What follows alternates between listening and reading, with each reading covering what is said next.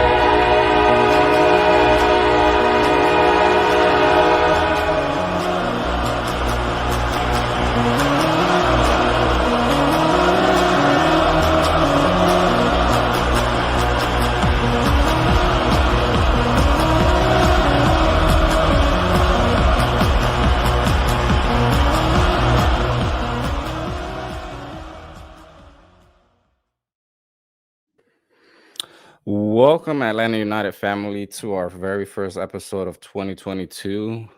Here again with Tommy. Tommy, how you doing, man? Good. Actually, our second episode of 2022. Yeah. The first. Well, when it comes to the content, like Atlanta United content, yeah, this is pretty much our first one. But hopefully everybody's been doing well. We have a lot, basically, that has happened within these 2 weeks of the year. A lot of news, regarding transfers. I mean, there's still a lot that could happen within the next couple of days as well. Like, I mean, pretty much gonna start, with like the first transfers, that have came ever since the last time we were here on the show. Osvaldo Alonso. I mean, he's a veteran, coming from Seattle, former teammate of Pineda, and he also was there, as a uh he played with Pineda and also was coached under Pineda last year. So I mean, that's he said that he was pretty much persuaded by Pineda, to come to Atlanta. Yeah, Uh probably trying to become a coach too. Like I think he yeah. said, maybe possibly he would eventually want to do it. I mean, what a great deal too, because he's on the who was the striker that we had last year that left? His father passed away. Lisandro Lopez. Yeah, so he's under the same deal. So as far as like salary cap wise goes, you get a veteran leader and you get him for veteran minimum. I think there's like that one spot you get like that's basically doesn't count towards the salary cap. So like getting him in that spot is like a deal. Like that's like what you want right there. So yeah, great pickup. Yeah, definitely. I mean, especially, given the fact that, he, defensive midfielder, it's a part where, I feel like Atlanta definitely needs some help, with the experience. I mean, it's definitely going to help. I mean, I don't like comparing players. I really don't, but I hope, he has a role like, like how Larry was, Lorena was. So, I mean, hopefully, he's able to definitely add something to Atlanta United.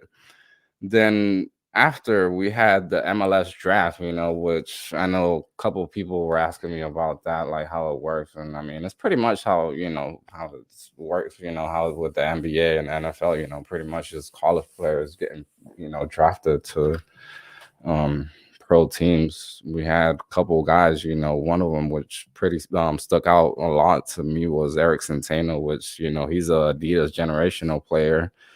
I mean, I've been hearing a lot of good things. I mean, he's 19 years old, coming from the University of the Pacific. I mean, he's the only freshman that has appeared and started in all of the games last season. So I mean, he's definitely got the talent. I mean, so we'll see. What happens with him.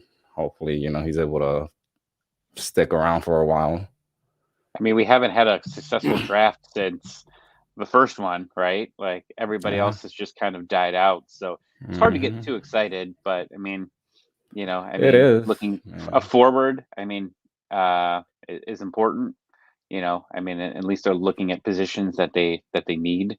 And if you can get a young guy that could possibly put in a goal or two, come off the bench, probably not this year, but maybe in the next couple of years, it's worth it. But I mean, last year they said Bauer was their guy that they wanted from the beginning, and then they cut him at the end of the season, and now he's on Nashville.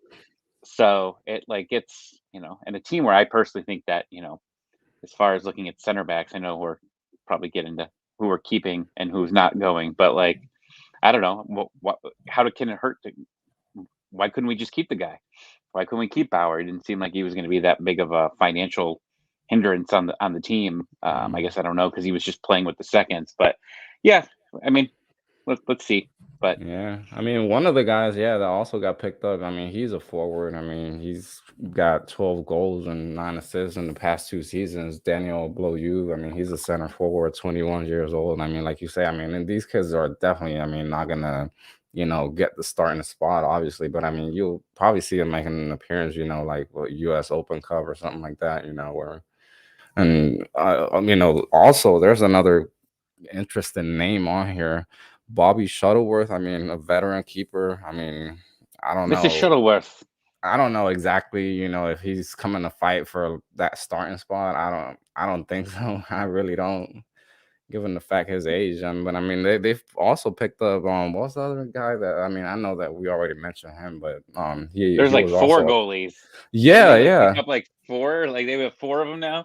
I bet you yeah. the combination of Guzan and Shuttlesworth it has to be. There is no way that if you combine the starting and the backup goalies' age, that it's no team could have a higher age than these two combined. There's no way.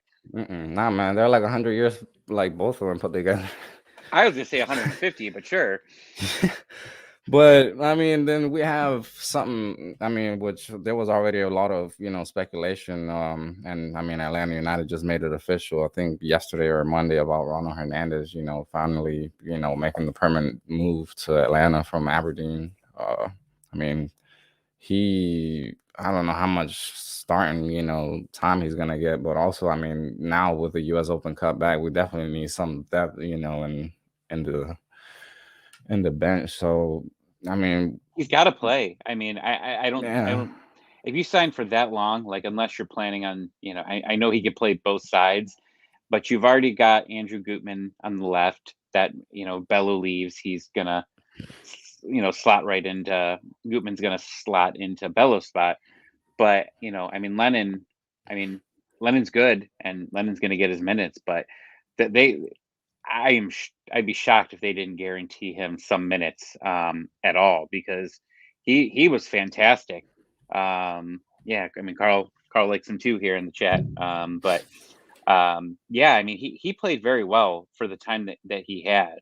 yeah, Um, and then you looked at whenever we went away to Venezuela, I mean you see a highlight and saying, oh, Ronald Hernandez did this for Venezuela. So and he's gone right now. I think they left already. So I think yeah. I think they showed up for a day and then they immediately left.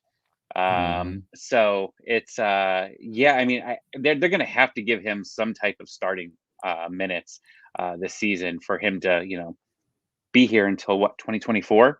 I think it was the years that it was in. So yeah, I think that's he's gonna have to play 100% now. Where those minutes go, I have no clue. But like if you keep Bello, you're stacked. I mean, you've got Lennon and Hernandez on the right, and then you've got Gutman and Bello on the left. I mean, that's a very good situation, very good depth for MLS to have. But I still think Bello probably might find his way out, whether it's right now or in the summer transfer window. But either way, it's good to have that depth right now. Yeah, definitely. I mean, one of the guys that I mean, I'm kind of thinking that he's more out as well as Barco. I mean, with the fact that he didn't show up for preseason. I mean, that kind of gives it away that they're still like negotiating. I mean, we pretty much know that he's already got two loan offers from Inter from Brazil, and Flamengo is the other one as well from Brazil. So, I mean, personally, I feel like, I don't know. Like, I mean, I don't see him coming back. I really don't, unless something drastic changes. I No, know that if I'm not mistaken, I think Darren Eales said there was also some, like, offers as well from Europe, but I mean, they never really said anything concrete with that. So I mean, I don't know, but what we do know, I mean, for a fact, is the two loan offers that he's got from Brazil. So I feel like at the end of the day, he's just gonna end up leaving. I mean, Barco, he's been good last season, but that's what, like, and personally, I feel like kind of is keeping him from going to Europe, as he hasn't really been consistent. Yeah, last year he was consistent after he came back from the Olympics. I mean, On just a fire. different player. He really was. He was the difference maker for Atlanta. But you Even know, before the Olympics, he was. I mean, yeah, he had uh, his moments. at, It's just like that's the thing. Like you just, in Europe, I mean, that's the thing. You have to be consistent. You can't have two bad games and then one good game and then disappear for the next three. I mean, it doesn't work like that. But at the end of the day, I feel like he's going to end up leaving. I mean, I don't know how the whole Almada thing is. I feel like obviously if Barco ends up leaving, he'll probably be the first option, to replace him. But I don't know, with the whole legal issues and all that stuff. There's still a lot on the table, honestly, to be decided about. yeah, I mean today. I mean Daniels and Carl brings up in the chat about the Jurgen Damm being there, and they made a very weird comment about Damm. Something on the borderlines of like, we're going to try what's best for the player or best for Damm. And the way I took it, at least, was you're best playing, somewhere else or on TikTok. I don't think that. I don't think he's going to be on the roster. Whether that buyout, because I think you have until right before the season has to buy him out, which I think is their like you know last window that they can do it, like last moment. So I just don't see what. Again, we've talked about this since last season, screaming at the wall that his salary cap is just ridiculous, and this was a bad deal to begin with. So they need to fix it, and I think the only way to fixing it is probably to cut him. But with Barco and I mean, I think 100% he's gone. Now, my only hope here is that with the Almada thing, I don't know enough, so I'm not I don't want to discuss whether it is, but I mean it seems messy. And already they made a comment today that they have, and I saw Twitter blow up about it, like they said that they have like the Falcons NFL background checks and things like that. People were saying, well, look at the NFL and all the crappy people that they have in the NFL and murderers and all that. Well, I get that, but like, not as only the NFL, I would say it's the like if you have the Atlanta Falcons, I feel that there's always teams in the NFL that either come in and they don't care about players' backgrounds. And you can look at the Raiders, and you can look at the Cincinnati Bengals. For a while, I think they had like 5 former criminals. The Dallas Cowboys, the same thing. They've had some real crappy people. But if you look at the Atlanta Falcons, um, they have done a really good job. They don't bring in scumbags. Just a flat up. That's always been my thing. Is they don't bring in those type of players. And if they do something after, someone brought up on Twitter to me like, they had this one guy, Barkevius Mingo, who did something. I think like with kids or something. But like they immediately cut him. Like they immediately fired him within like that day that it even came out. So. I don't think it's just the NFL. I think it's the Falcons and their background. And I think they usually, I would say at least Arthur does, and the organization does their due diligence, and that's why Darren Eales keeps saying they have the option uh, to sign him. So I think that's kind of like, I think when you have exclusive rights to somebody, it's more like we want him, but we don't want him if it turns out that this is all true. And again, like you don't know what it is, and um, there's been stories of people being set up, but there's been stories about things being true. So if he's a scumbag, don't bring him here. If it's okay, I mean, he's still going to have a lot of explaining, and it's going to be on his record, and he's just going to have to make it up. But I'm hoping that they have a backup just in case, Right, because right, you don't yeah, want to go, because the transfer window ends at the end of this month, right? It's like January 31st, I think, is the end yeah. of the window. So if this does, I mean, we're 12 days left. Like, that's not a lot of time. So if this does not work out, I don't think Atlanta United wants to go into the season with only 2 DPs. I And I mean, mean, who knows? Then maybe that means you can hold on to Barco and hold on to him, but then you're only transferring a guy that has 6 months or whatever 6 months left on his contract when the next transfer window opens, and that gets more dangerous because then people could just sign him on a free later. So I don't know. I know this is they're talking about loans and all of that with an option to buy, and I don't know. It's dangerous, but you know. The way I'm seeing this and the comments, reading between the lines, it sounds like Almada's coming, and they just don't want to. Yeah. They don't want to say anything, but I might be wrong. Yeah, I Um, mean, and I mean, there's a lot of speculation, like, obviously, yeah, like 80% or 70%, Amada's in, Atlanta United, but, obviously, if Barco doesn't leave, I don't see them, just even announcing it or saying anything about it, obviously, Uh, I mean, at the end of the day, man, like, Atlanta just needs to try to, have the best pieces in the field. If Barco, whether he stays or leaves, like you said, you just got to have, a plan B. Things are not always going to work out. I mean, we saw that, already a couple of times where, Atlanta has tried to, get a certain player, and then, that doesn't work out. I mean, I've seen that more than a couple of times, and I mean, we'll just see what happens. Honestly, man, there was something else also. When was it yesterday about homegrown? Caleb Wiley. He ended up signing a homegrown contract through 2025 with an option with an extra year. So what I've been hearing as well, I mean, he's a guy, that he's been tearing it up in the twos. I mean, he's a pretty solid center back, has been one of the top players, for the Atlanta United twos. He's been a part of the Atlanta United Academy, ever since, they started off. So um maybe we'll see him, as well, getting some time. And, there's been a lot of like young talent, honestly. I mean, I don't know. It's not like it worries me to a point, but it's like, all right, Atlanta United is shifting, from like that, you know, trying to have like, good players, to like buying these young players, and at the end of the day, just trying to profit or make a profit out of them. But I mean, if it it's a works good for them, business. and it is. I mean, it really is. I mean, up to now, I mean, I feel like they haven't done bad business to where like it's like, all right, you've well, scratch that. Never mind. Let me shut my I mouth. mean, I they've forgot done about bad Dom. I business, forgot about but Dom. I forgot about Dom completely. I so forgot. Kubo. Yeah, but Uh, they weren't paying him even half of what Dom was getting paid or is getting paid. So I mean, I that's know, pretty. I know, I know. I mean, pity, pity was probably another good one that really didn't work out. But like, some of Yeah, these things you could just throw away, and it's not a big deal. Like, talk about it, Eric Lopez. Eric Lopez is out yeah. after.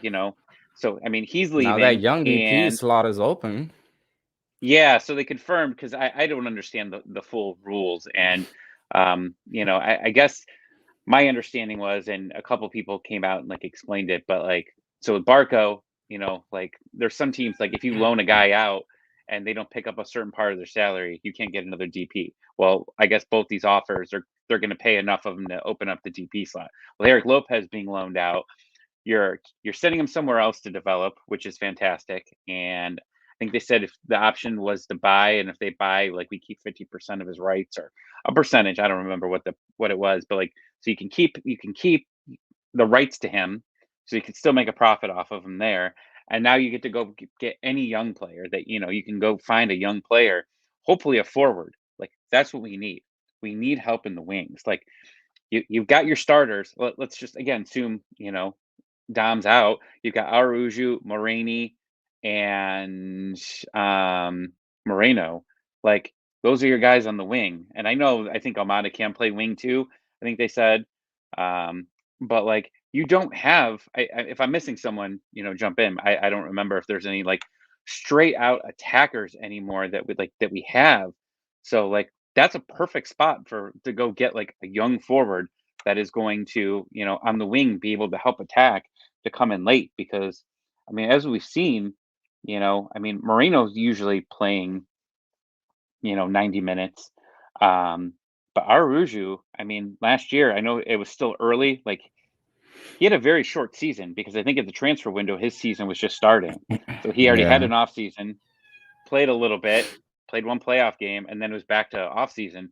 But he couldn't finish games most often. And when he did finish games, he was tired, and he was not.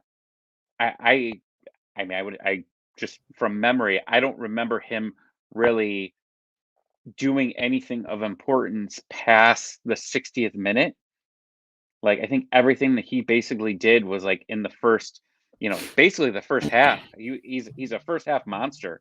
But after that, I mean, he was really, I don't remember him just being anything, being dangerous late in games. So if I'm wrong, then I'm wrong. But just from No, my I mean memory, I don't remember you him are doing right, anything. because I mean I definitely saw that. I mean, he's not a guy that, like you said, is going to finish the 90 minutes, and that's something. I mean, we know that preseason started off yesterday. I mean, we had like basically everybody show up. I think well, Pineda was in there, Barco was in there, so what I remember reading, but I mean the rest of the guys were there, and I mean something that sticks out to me personally, because I mean obviously I didn't play professional, but like seriously, something, man, that's critical when it comes to soccer is the conditioning. I mean, that's something that that's 80% of like being a soccer player is the conditioning, being able to finish the 90 minutes, and even the 90 minutes, there's games obviously where you have a more intensity, you play more or better teams, and you're gonna need that, like you said, bringing in a striker that's young and hungry, to earn a spot in the team, or try to make it to Europe or whatever his case may be. That's the type of hunger that you need, especially when it comes to attacking players, young players that are just gonna break their back for the team. I mean, that's something that I feel like the hustle, Atlanta United definitely was lacking that the second part of the second half every single game last season, basically. So I mean, Yeah. the conditioning, I feel like, is or this preseason is going to be key for whatever basically or how the season progresses through. How far we make it into the playoffs, or or how far we go in the U.S. Open Cup. I mean, this we're talking about, all this, but there's still a lot to be basically decided. I mean, luckily we don't have to play CONCACAF Champions League. I mean, those were, games that, always caught Atlanta United slipping, because season hasn't even started when you got these games going on. Yeah, I mean, they've got some time to figure things out. My only worry here is it. I know the roster is almost full, but like if you think about this, now you've got your young DP slot open. You move Barco, that brings Almeida in, but he's not even in the country yet, so he's not even practicing yet. You move Dom, you're definitely going to use that money somewhere else, hopefully at forward. So that brings in another new guy, and then is there someone else? I thought there was someone else we talked about possibly moving. No, yeah, I mean, and then yeah, the young DP slot. So I mean, that's three spots of guys that aren't even here yet. And basically the season starts. I think yesterday it was like 40 days. I mean, Um, I've seen that Amada has been training with Vela Starfield down in South America, but I mean their season, or I'm not sure if it started off officially, or I'm not sure. I think it just started this weekend, or something like that, if I'm not mistaken. But I know he has been training. Obviously, I don't know. He's been participating with the team, when actual playtime and stuff like that. I really haven't. I've been kind of busy, but I mean, so yeah, I what mean I know, Gressel did like, that too, though. But like yeah, Gressel practiced on his own and was just like in a bubble, basically saying, "Don't yeah. hurt yourself. We're trying to trade you." So I don't know. And I think just being with the team and all that is important as well. And then and Mhm. again, like right now, I don't know if any Atlanta United players are going to be in. I don't think any of them are going to um, To the the U.S. World Cup call up. qualifiers? Yeah, I don't think so. Oh, Miles, Well, probably Miles. they Yeah, haven't Miles will be announced there. it yet, have they? I don't think they've announced the U.S. Nationals roster yet. I mean, I would be shocked if Miles wasn't there, honestly. So I mean, that's next week. So The these games game? are next week. Yeah, Yeah, yeah, you're there's a right. game You're Friday. right. I am thinking about being crazy and going to a game in 25-degree weather. I think we're playing El Salvador and Columbus. Oh yeah, yeah, you were right. You were right. Yeah, So yeah. yeah, Well, that's that's well. Friday. So I mean, like that's big. I mean, so I don't know. So yeah, right. Robinson will probably go. They haven't announced any of the U.S. guys yet. The only reason I thought about it was because Venezuela announced that Joseph and Hernandez are going. So yeah, I mean it should be interesting, but like just sucks. Like just you never can just have a normal training camp. Like Yeah, it your all really. your Yeah. guys are gone. Every Like single year, man. Every single year is either guys getting called up to the World Cup qualifiers, getting called to the Olympics, or to the qualify to the Olympics, or U20 World Cup, whatever it is, man. Like seriously, we never have a full roster when it comes to now we preseason. just got to stay healthy. We got to stay healthy throughout this thing, and the cold weather worries me a little bit of what Robinson's coming to play. I looked and it's like going to be 23 degrees um next Friday. So Honestly, now that because I forgot who the U.S. was playing, but now that you say El Salvador, honestly, I would rather much not play him that first game, man. That if there's anything about playing teams from Central America, man, you're always gonna have somebody getting injured, man, and I don't think we need Miles getting injured. We really don't. no, and then we got Canada. We got Canada on that Sunday too. Yeah, I would not be That's surprised huge. if I would not be surprised if Bellhalter like rests some players honestly from the starting lineup to play against Canada. I mean, Canada is first in the qualifiers if I'm not mistaken, right? Yeah. No. Yeah, I think Thought Canada they I are thought they first. were, but I think they lost. But they just lost somebody. Didn't they just lose one of their who's their best player that came from Well, MLS? yeah, Davis is out for a while, I think, because he's got some heart problem or something because of COVID And or we got something. Honduras too. Yeah, man, I'm telling you, those Central American teams, man. I'm telling you, because I mean, the same thing, man. When Honduras plays, other teams from Central America, I'm like, damn, here we go, man. Bring them stretchers out, see who goes out first. But hey, man, something that we haven't discussed the new uniform, the new uniform kit that's Minty. come. Yeah, man, I like the color, honestly, man. It kind of reminds me of the Real Madrid kit from a couple of years ago, but I like the color, man. I know. I mean, you're always gonna have people that like it, people that don't like it. I mean, it's a nice color. I like it. I mean, I Yeah, definitely it's the color. buy. Yeah, I mean that's the color. But yeah, I'm sure. I'm hoping the jersey is just not plain. You know what I mean? Like I don't Right, know. that it's got I thought some type of like graphics or something design. Yeah, because I mean the last designs that MLS have had, honestly, have been pretty plain. Uh, yeah. I mean, what is they doing? Like the mint or like the mint city and or not mint city, but like mint trees. Like I forget like what the reference is. Honestly, Um, I really but it's don't. like I don't know. a city within the trees or something. And then I just saw there was like Minnesota has like an all black jersey, but like they have like a logo that or like their background something with trees and water too. So it's like black water. I don't know.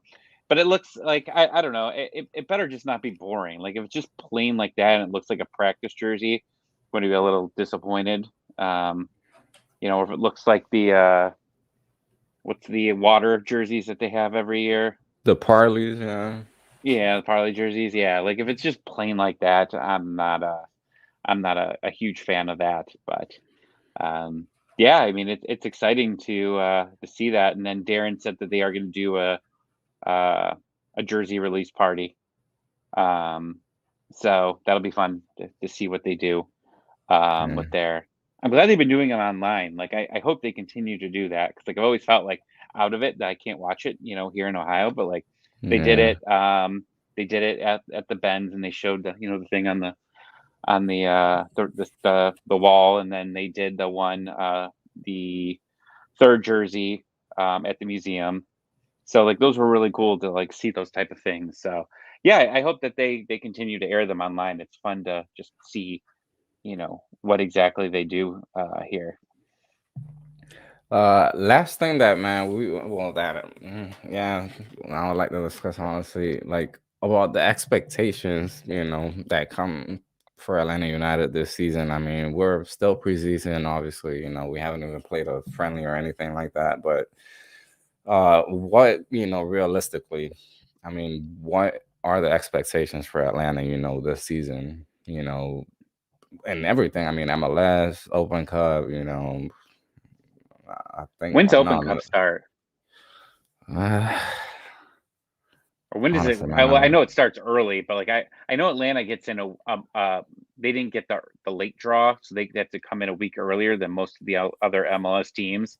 Like they did it a little bit different this year. So like there's like an X amount of teams that get like a bye, and mm, like the first round of the MLS joins. So um, I would say that the expectations are to.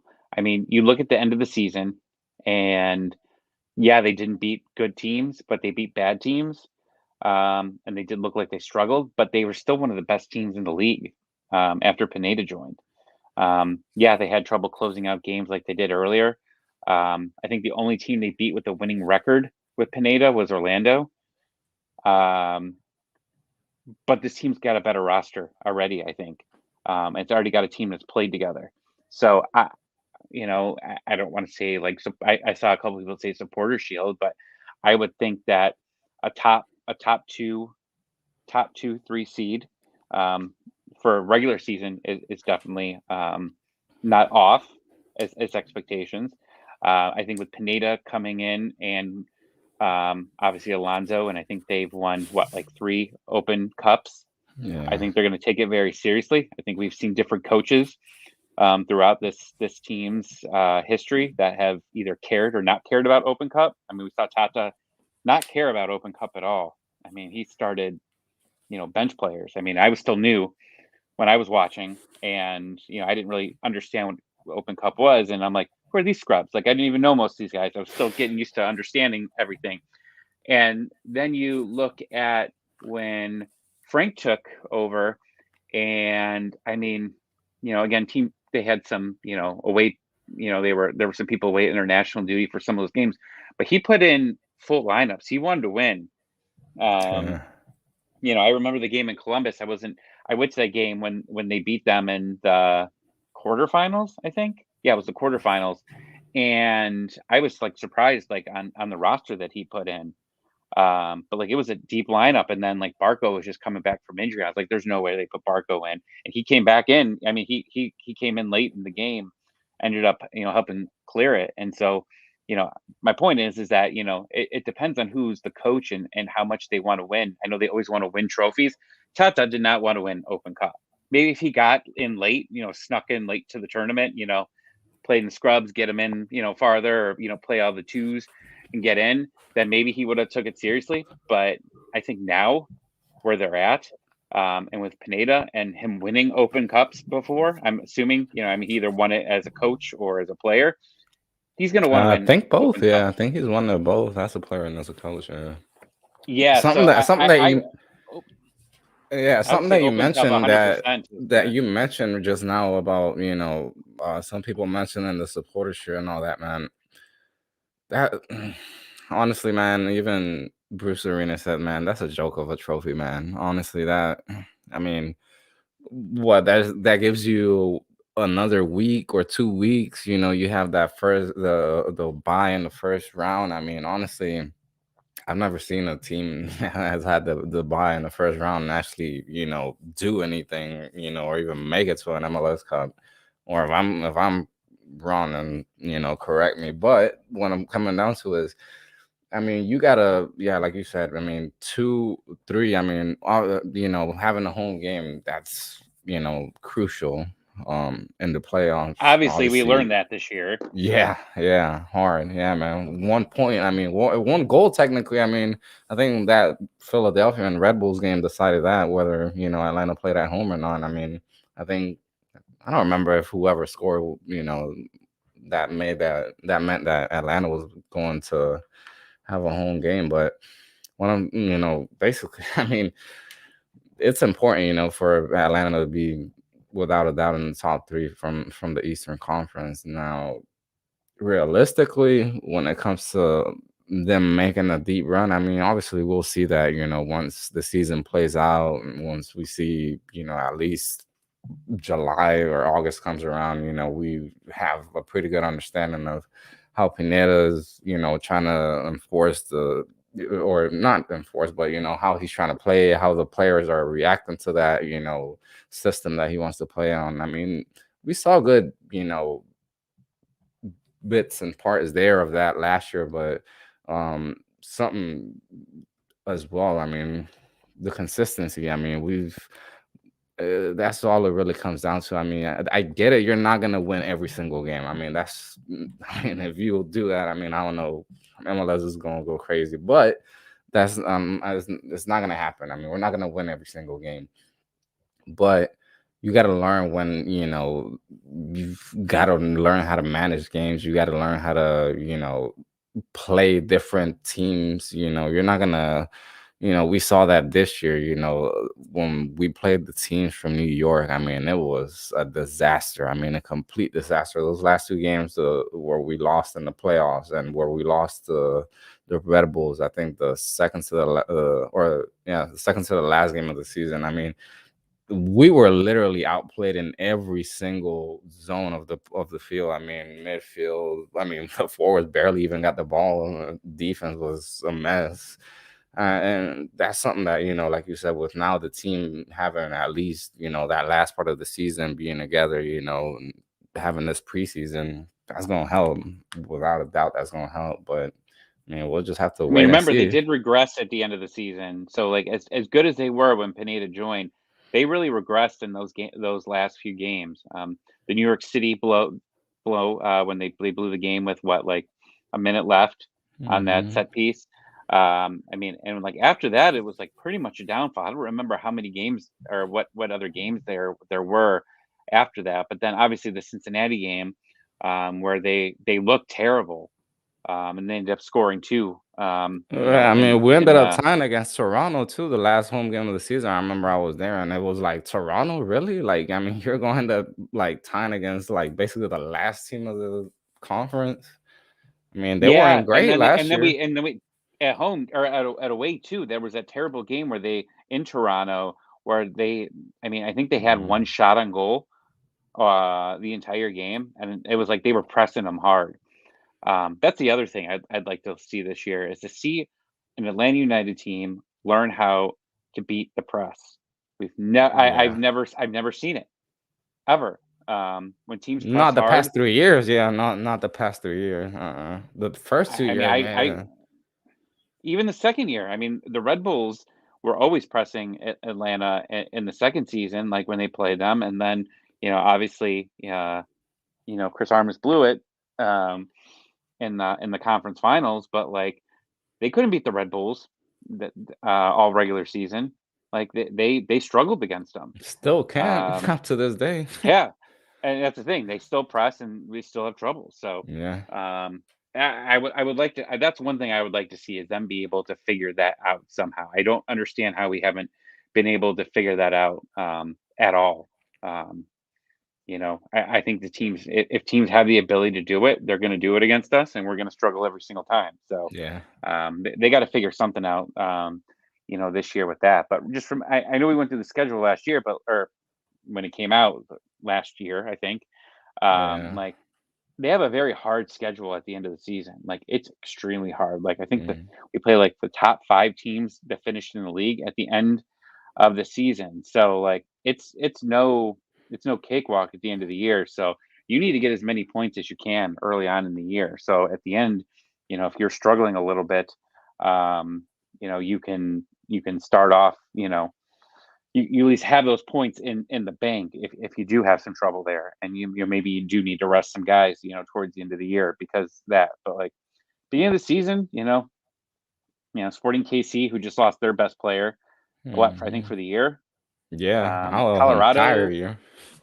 yeah, Colorado, Charlotte, Montreal, DC, Charlotte again, Cincinnati, Miami, Montreal again. Like just naming these Chicago, like Yeah, the He's real like, like seriously, it's pretty easy. Like the not easy, but like the rest of the first part of the season, I mean, you have a lot of like games that are winnable. Honestly, I mean, Charlotte. Honestly, I'm pretty interested about seeing them. I know they're coming here to play the Carolina Cup. I think like 2 or 3 weeks from now.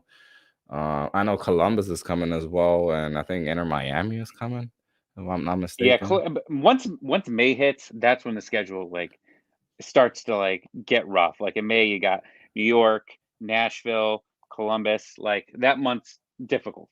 Yeah. I think Columbus is going to be way better this season. I think they just had a bad year with injuries and need to recover from those. So I think that they're going to be much better at least than what they were. But yeah, I mean it's going to be interesting to see. I You think that know this who I team could make? very start out the best. You know who I see making a big, big, big leap from what they were last year is Toronto, man. I mean, with them signing and seeing, I mean, obviously one player is not going to make a huge difference, but I mean, I definitely see them,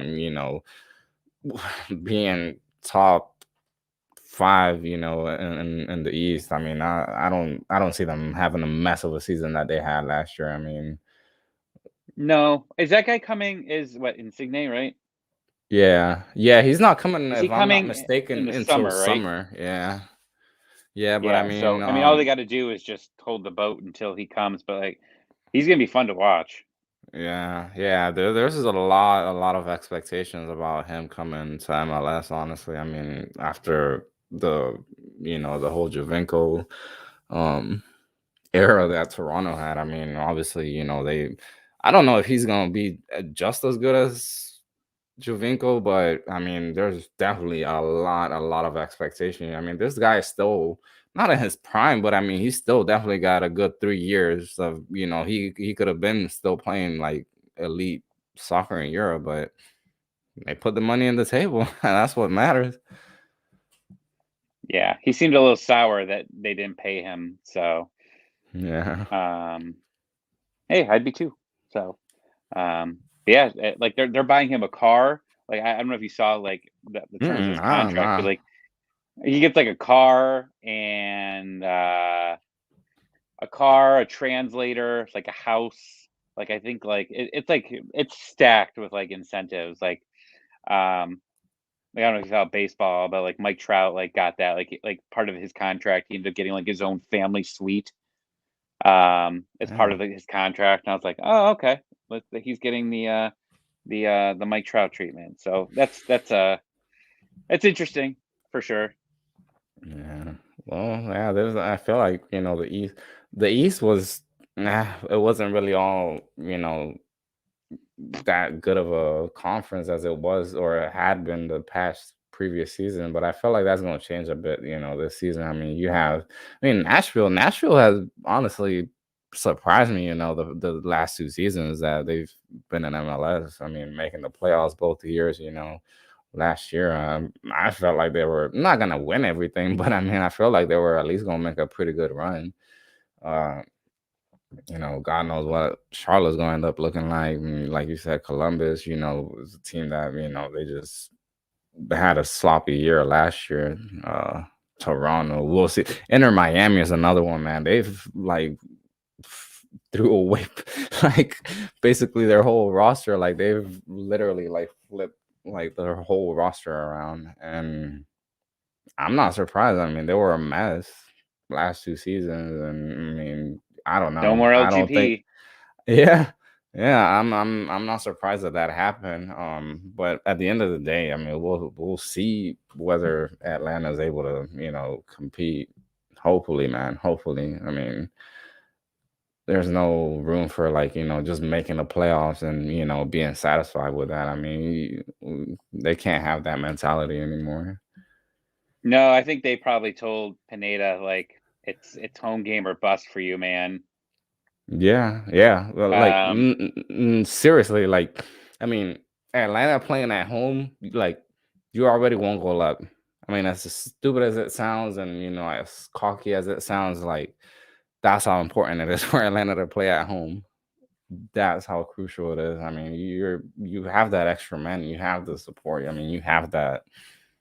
you're that energy from the crowd. I mean, you barely have that in any stadium in MLS. Not saying that they don't cheer in other stadiums, but you know, very very few stadiums are gonna have like the environment that Atlanta has, and that the players are able to feed off of that. For sure.